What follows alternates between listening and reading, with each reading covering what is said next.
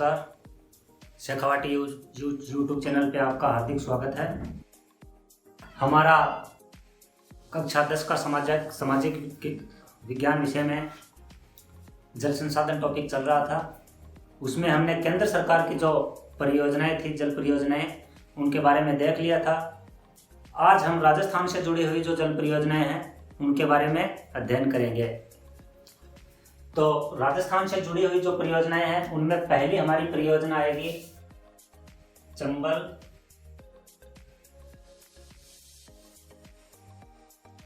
घाटी परियोजना।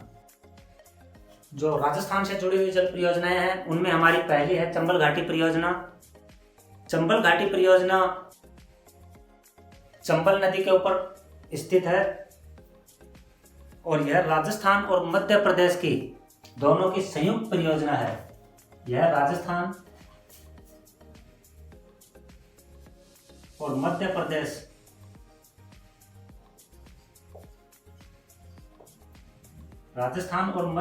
की संयुक्त परियोजना है। यह राजस्थान और मध्य प्रदेश की जो सीमा है उसके ऊपर जो ये दोनों राज्यों की सीमा चंबल नदी बनाती है, उसी चंबल नदी के ऊपर स्थित है और इसे 1953 में आरंभ किया गया इस योजना को। और नदी कौन सी है? चंबल नदी पर इस परियोजना को शुरू किया गया 1953 में और यह राजस्थान और मध्य प्रदेश दोनों की संयुक्त परियोजना है। अब इस चंबल घाटी परियोजना का उद्देश्य क्या था? जो चंबल घाटी परियोजना है उसका उद्देश्य था, जो चंबल नदी है वह अपने प्रवाह क्षेत्र में हर समय बाढ़ और जो भूमि अपरदन है वह बड़ी मात्रा में करती थी। उससे बहुत बड़ी मात्रा में नुकसान होता था। इसी भूमि अपरदन व बाढ़ के नुकसान को कम करने के लिए चंबल घाटी परियोजना का निर्माण किया गया और इसका निर्माण 3 चरणों में किया गया। सबसे पहले तो उद्देश्य क्या था? जो चंबल नदी से जो बाढ़ और भूमि अपरदन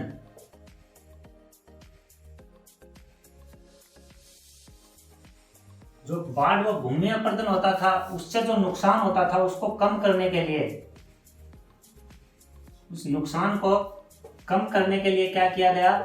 चंबल घाटी परियोजना का निर्माण किया गया और इसका निर्माण 3 चरणों में किया गया। कितने चरणों में? 3 चरणों में इस चंबल घाटी परियोजना का निर्माण किया गया। प्रथम चरण में मध्य प्रदेश के मंदसौर में गांधी सागर बांध का निर्माण किया गया और द्वितीय चरण में राजस्थान के चित्तौड़गढ़ में रावत भाटा नामक स्थान पर राणा प्रताप सागर बांध का निर्माण किया गया और तृतीय चरण में कोटा और जो बूंदी है उसकी सीमा पर जवाहर सागर बांध का निर्माण किया गया। तो 3 चरणों में अलग अलग 3 बांधों का निर्माण किया गया। पहले चरण में गांधी सागर बांध, द्वितीय चरण में राणा प्रताप सागर बांध और तृतीय चरण में तीसरा चरण था उसमें जवाहर सागर बांध का निर्माण किया गया और जवाहर सागर बांध पर ही 2 विद्युत गया की भी स्थापना की गई। तो हम प्रत्येक चरण को देख लेते हैं।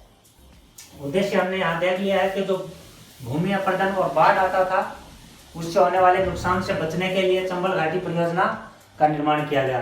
तो इसके हम चरण देख लेते हैं। 3 चरणों में इसकी स्थापना की गई। प्रथम चरण, द्वितीय चरण और तृतीय चरण, 3 चरण थे। 3 चरणों में इस परियोजना का निर्माण किया गया। प्रथम चरण मध्य प्रदेश के मंदसौर जिले में कौन से बांध का निर्माण किया गया? गांधी सागर बांध की स्थापना की गई। द्वितीय चरण में राजस्थान के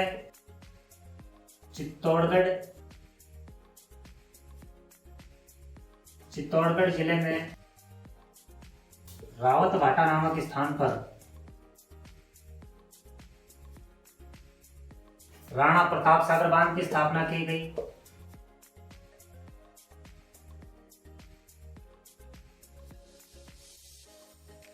और तृतीय चरण में कोटा व बूंदी की सीमा पर, कोटा और बूंदी की सीमा पर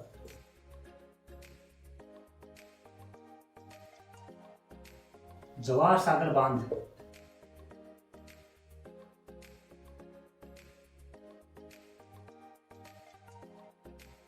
जवाहर सागर बांध प्लस विद्युत ग्रहों की स्थापना की गई।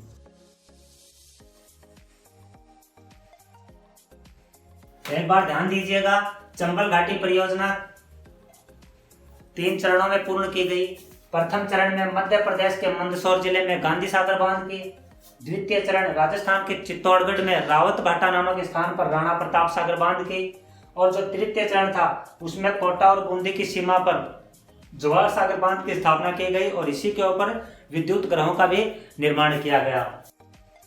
तो चंबल घाटी परियोजना के तीनों चरण हमने देख लिए हैं। अब इन 3 बांधों के अलावा 3 बांध जो हमने देखे हैं, पहला गांधी सागर बांध, दूसरा राणा प्रताप सागर बांध और तीसरा जवाहर सागर बांध। इनके अलावा एक अन्य बांध और है, कोटा बैराज, कोटा बैराज नामक बांध है। इस बांध से कुछ नहरें निकाली गई हैं, नहरें निकाली गई हैं। यह नहरें किस लिए निकाली गई हैं कि राजस्थान में सिंचाई के लिए, राजस्थान में सिंचाई के लिए। तो जो 3 बांध थे उनके अलावा एक चौथा बांध कोटा बैराज स्थित है इस परियोजना पर। इससे कुछ नहरें निकाली गई हैं जिनसे राजस्थान में सिंचाई की जाती है। तो यह हमारी चंबल घाटी परियोजना पूर्ण हो गई है। अगली हमारी परियोजना है इंदिरा गांधी नहर परियोजना। अगली परियोजना है हमारी दूसरी राजस्थान से जुड़ी हुई इंदिरा गांधी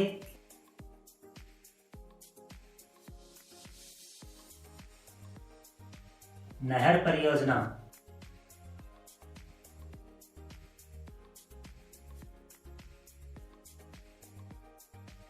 सबसे पहले तो यह कहां से शुरू होती है, तो सतलज व रावी नदी, सतलज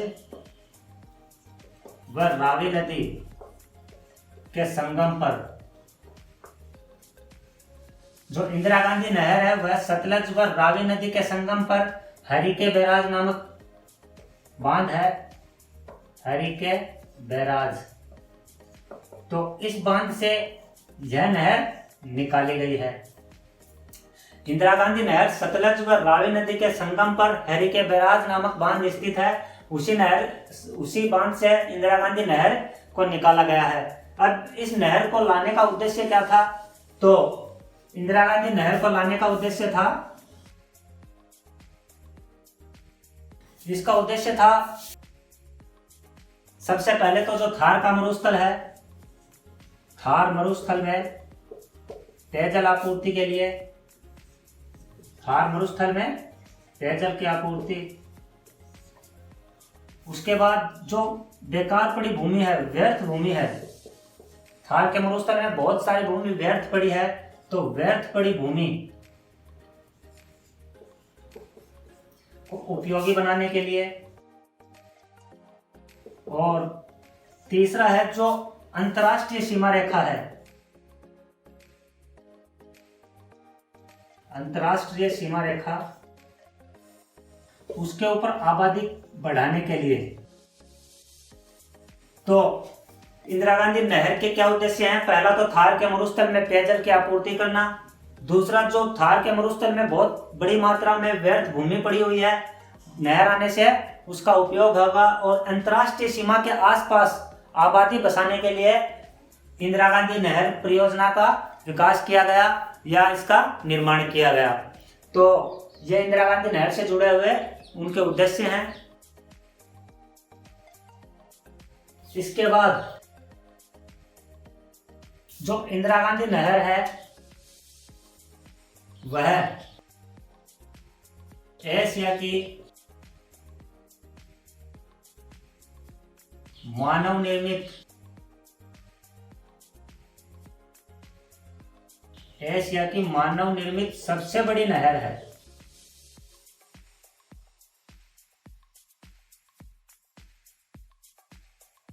ध्यान दीजिएगा, इंदिरा गांधी नहर एशिया की सबसे बड़ी मानव निर्मित नहर है। ठीक है, मानव के द्वारा निर्मित एशिया की सबसे बड़ी नहर कौन सी है? इंदिरा गांधी नहर परियोजना। इसकी कुल लंबाई 649 किलोमीटर है। कितनी लंबी है? 649 किलोमीटर लंबी है। यह 3 राज्यों में विस्तृत है, पंजाब, हरियाणा और राजस्थान। यह जो 649 किलोमीटर लंबाई है, यह पंजाब से लेकर राजस्थान तक है। पंजाब में 169 किलोमीटर, हरियाणा में मात्र 14 किलोमीटर है और बाकी सारी की सारी राजस्थान में है, जो 466 किलोमीटर लंबी है। तो एक बार फिर से देखिएगा, एशिया की मानव निर्मित सबसे बड़ी नहर कौन सी है? इंदिरा गांधी नहर, जो 649 किलोमीटर लंबी है और इसकी लंबाई पंजाब में है 169 किलोमीटर, हरियाणा में है 14 किलोमीटर और बाकी है सारी की सारी राजस्थान में है, जिसकी लंबाई है कुल 466 किलोमीटर। तो हमने देख लिया कि इंदिरा गांधी नहर परियोजना की लंबाई कितनी है। इसके बाद हम देखेंगे कि जो इंदिरा गांधी नहर है,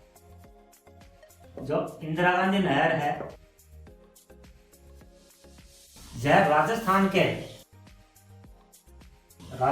के 9 जिलों में, जो 9 जिले हैं, उन 9 जिलों के 29 कस्बों प्लस 3461 गांव तक। ध्यान दीजिएगा, इंदिरा गांधी नहर से राजस्थान के 9 जिलों के 29 कस्बों और 3461 गांवों को जलापूर्ति की जाती है। मतलब जो राजस्थान के सीमा के पास 9 जिले हैं, जिनमें आ जाता है गंगानगर, हनुमानगढ़, बीकानेर, बाड़मेर, जैसलमेर, चूरू, नागौर आदि जो जिले हैं, उनके 29 कस्बों और 3461 गांवों तक इस नहर के द्वारा पानी को पहुंचाया जाता है, जल को पहुंचाया जाता है। तो इतने बड़े क्षेत्र में और इतने कस्बों और गांवों तक यह इंदिरा गांधी नहर का लोगों तक जल पहुंचाने में उपयोग किया जा रहा है। अब इस नहर का जो कार्य है वह 2 चरणों में पूरा किया गया। इंदिरा गांधी नहर को 2 चरणों में पूरा किया गया। प्रथम चरण और द्वितीय चरण, 2 चरण थे इंदिरा गांधी नहर के। प्रथम चरण को कहते हैं राजस्थान फीडर। प्रथम चरण को नाम क्या दिया गया? राजस्थान फीडर नाम दिया गया और द्वितीय चरण को मुख्य नहर नाम दिया गया। मुख्य नहर। अब राजस्थान फीडर कहां से कहां तक है और मुख्य नहर कहां से कहां तक है, तो ध्यान दीजिए, जो राजस्थान फीडर है प्रथम चरण, वह जो इसका आरंभिक बिंदु था कौन सा था? हरिके बैराज बांध। तो हरिके बैराज से लेकर कहां तक है? मशीतावली तक है, मशीतावली तक। ठीक है, यह इसके आरंभिक बिंदु हरिके बैराज से लेकर मशीतावली तक 204 किलोमीटर लंबा है। प्रथम चरण में इसे 204 किलोमीटर तक निर्माण किया गया, हरिके बैराज से लेकर मशीतावली तक। फिर आ जाती है मुख्य नहर, दूसरा चरण आ जाता है जिसमें मुख्य नहर का निर्माण किया गया और यह मशीतावली से लेकर और मोहनगढ़ का जो अंतिम बिंदु है, मोहनगढ़ तक है और मोहनगढ़ में इसका जो अंतिम बिंदु है उस तक इसकी लंबाई है 445 किलोमीटर। तो द्वितीय चरण में कितने नहर का विकास किया गया? 445 और प्रथम चरण में 204 किलोमीटर। किस पॉइंट से है? इसका आरंभिक बिंदु हरिके बैराज और मशीतावली तक प्रथम चरण में, फिर मशीतावली से लेकर मोहनगढ़ तक द्वितीय चरण में 445 किलोमीटर इसका विकास किया गया, निर्माण किया गया। इसके बाद इंदिरा गांधी नहर से कुछ छोटी छोटी नहरें सिंचाई के लिए निकाली गई हैं। जैसे मान लीजिए ये मुख्य नहर है, तो इससे कुछ छोटी छोटी नहरें इस प्रकार से निकाली गई हैं सिंचाई के लिए।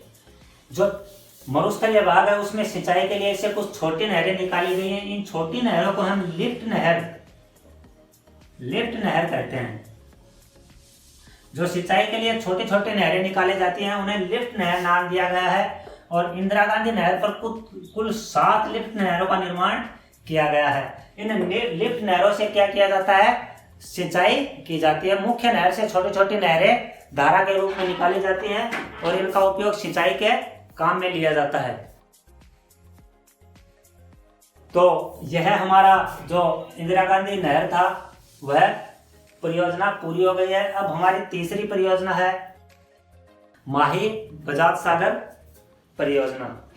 तो हम तीसरी परियोजना हमारी है माही बजाज सागर परियोजना। हमारी तीसरी परियोजना है माही बजाज सागर परियोजना। सबसे पहले तो यह राजस्थान और गुजरात की संयुक्त परियोजना है। तो कौन कौन से राज्यों की संयुक्त परियोजना है? राजस्थान और गुजरात की संयुक्त परियोजना है। फिर इसका निर्माण माही नदी पर किया गया। माही नदी पर इसका निर्माण किया गया सन 1971 में। तो माही बजाज सागर परियोजना कौन कौन से राज्यों के लिए है? तो राजस्थान और गुजरात की संयुक्त परियोजना है। माही नदी के ऊपर सन 1971 में इस योजना को शुरू किया गया। अब इसका नाम एक स्वतंत्रता सेनानी हुए हैं जमनालाल बजाज। जमनालाल बजाज स्वतंत्रता सेनानी हुए हैं, उनके नाम पर इस नहर का नामकरण किया गया। तो एक बार फिर देख लीजिए, माही बजाज सागर परियोजना राजस्थान व गुजरात की संयुक्त परियोजना है। सन 1971 में माही नदी के ऊपर इस परियोजना को शुरू किया गया और हमारे जो स्वतंत्रता सेनानी थे जमनालाल बजाज, उनके नाम पे ही इस परियोजना का नाम रखा गया। अब इस परियोजना को निर्माण करने का उद्देश्य क्या था? तो इस परियोजना का उद्देश्य क्या था कि जो माही नदी है उसका जो प्रवाह भाग है उसके आसपास डूंगरपुर और बांसवाड़ा हमारे 2 जिले आते हैं। उन जिलों में आदिवासी जनसंख्या बहुत ज्यादा पाई जाती है। उन्हीं आदिवासी जनजातियों का आर्थिक विकास करने के लिए माही बजाज सागर परियोजना का निर्माण किया गया। तो हमारा उद्देश्य क्या हुआ? जो डूंगरपुर और बांसवाड़ा हैं, डूंगरपुर और बांसवाड़ा, इनकी जो आदिवासी जनजातियां हैं, आदिवासी जनजातियां, इनका आर्थिक विकास करने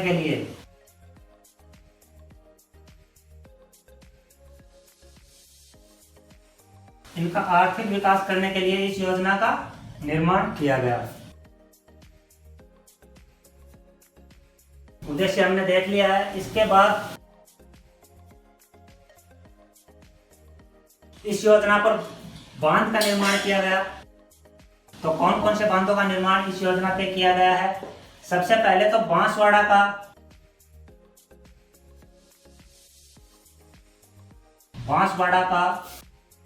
बोरखेड़ा,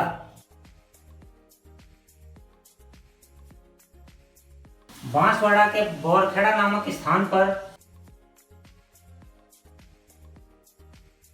माही बजाज सागर बांध का निर्माण किया गया। जो बांसवाड़ा का बोरखेड़ा है वहां माही बजाज सागर बांध का निर्माण किया गया। तो इस पे पहला बांध कौन सा बनाया गया? राजस्थान के बांसवाड़ा में बोरखेड़ा नामक स्थान पर माही बजाज सागर बांध, और गुजरात में इसके ऊपर गुजरात सरकार के द्वारा कडाना बांध का निर्माण किया गया। कडाना बांध। तो इसके ऊपर मुख्य रूप से 2 ही बांध अवस्थित हैं।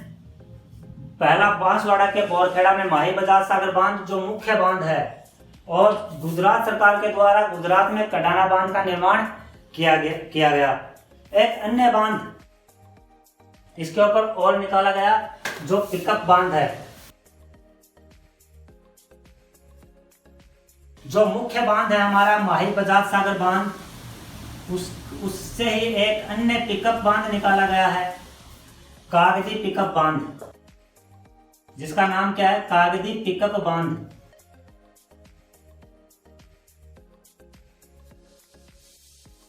पहले तो पिकअप बांध क्या होता है? पिकअप बांध उसे कहते हैं जिसके गेट खोल देने से सारे के सारा बांध का पानी खत्म हो जाए। तो इस पिकअप बांध से क्या किया गया है कि नहरें निकाली गई हैं, नहरी प्रणाली का विकास किया गया है। सिंचाई के लिए नहरी प्रणाली का विकास किया गया है। जो कागजी पिकअप बांध है वह जो मुख्य बांध है माही बजाज सागर बांध, उसी से निकाला गया है कागजी पिकअप बांध। और यह बांध क्यों निकाला गया, बनाया गया? क्योंकि जो नहरी प्रणाली है सिंचाई के लिए, उस नहरी प्रणाली का विकास करने के लिए कागजी पिकअप बांध का निर्माण किया गया। तो यह हमारे बांध हो गए। इसके बाद जो मुख्य बांध है माही बजाज सागर बांध, उस बांध के ऊपर कुछ विद्युत ग्रहों का भी निर्माण किया गया है। विद्युत ग्रहों का भी निर्माण किया गया है। तो हमारी माही बजाज सागर परियोजना हो गई है। सबसे पहले माही नदी पर है और हमारे स्वतंत्रता सेनानी जमनालाल बजाज के नाम के ऊपर इस योजना का नाम रखा गया। 1971 में इसे शुरू किया गया और इस पर मुख्य रूप से दो बांध है। एक राजस्थान में है माही बजाज सागर बांध जो मुख्य बांध है, और दूसरा गुजरात सरकार के द्वारा कडाना बांध इसके ऊपर निकाला गया है। तो हमारी 3 परियोजनाएं हमने अभी तक देख ली हैं।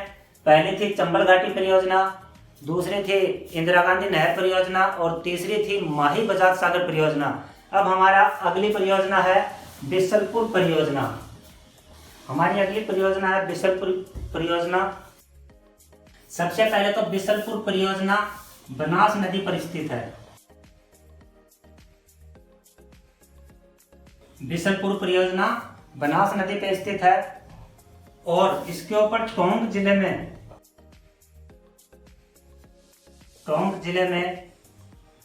टोडा रायसिंह, टोंक जिले में एक स्थान है टोडा रायसिंह। यहाँ टोडा रायसिंह कस्बा है। उस कस्बे के बिसलपुर नामक स्थान पर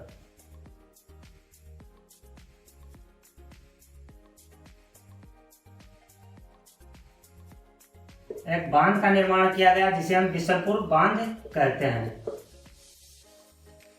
तो जो बिसलपुर परियोजना है वह बनास नदी पे स्थित है और टोंक जिले के टोडा रायसिंह कस्बे के पास बिसलपुर नामक स्थान पर इस पे बांध बनाया गया है जिसे हम बिसलपुर बांध कहते हैं। इस बांध से 2 नहरें निकाली गई हैं। जो यह बांध है इससे 2 नहरें निकाली गई हैं। एक दाएं भाग से और दूसरी बाएं भाग से 2 नहरें निकाली गई हैं। तो यह भी आप ध्यान रखिएगा कि बिसलपुर परियोजना पर जो बिसलपुर नामक बांध स्थित है उससे 2 नहरें निकाली गई हैं, एक बाएं भाग से और एक दाएं भाग से। इसके बाद इस परियोजना का लाभ किन किन को मिलता है? तो टोंक और सवाई